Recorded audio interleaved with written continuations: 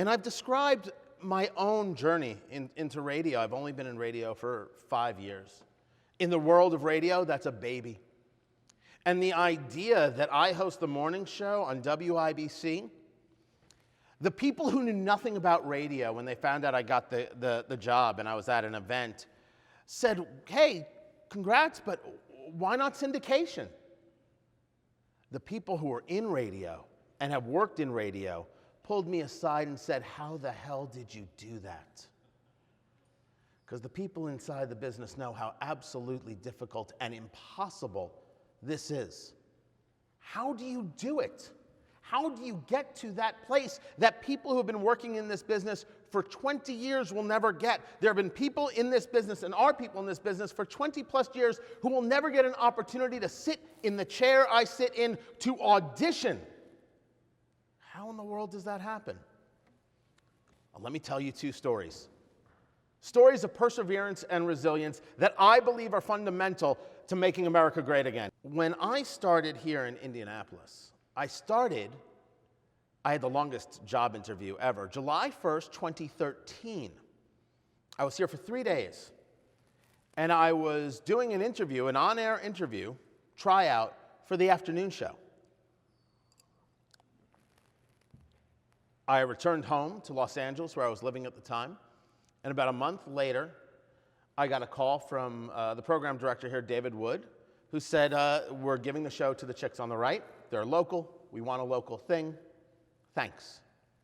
I understand going with a local product. You don't have to move somebody, knows the area, et cetera, but we had too good of a thing going. It was too good of a relationship. So I called. And I said, David, you don't owe me anything, and I appreciate the opportunity. But I have no interest in giving up the opportunity. Right now, from 9 to midnight, we were talking about afternoon drive, a coveted slot. Now I'm talking about 9 to midnight. You're running a rerun of Greg Garrison. Don't. Put me on instead. Don't pay me. I'll do it for free. I got to be in the game in order to be in the game. Let me do it. And to my good fortune and to David Wood's credit, he said, okay. That's how I got started.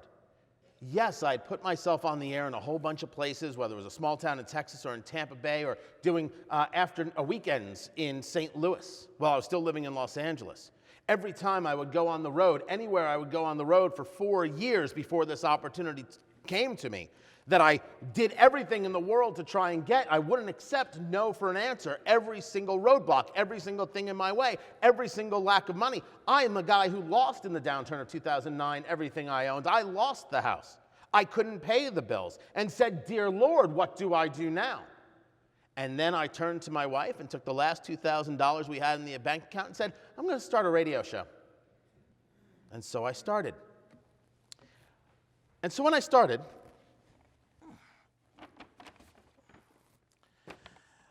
I had 3 suits to my name.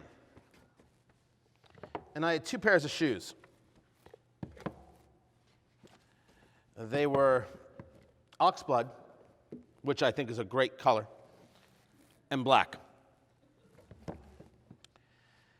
And I proceeded to go to every conference I could, paying my own way with whatever I had made from the small radio shows that I had.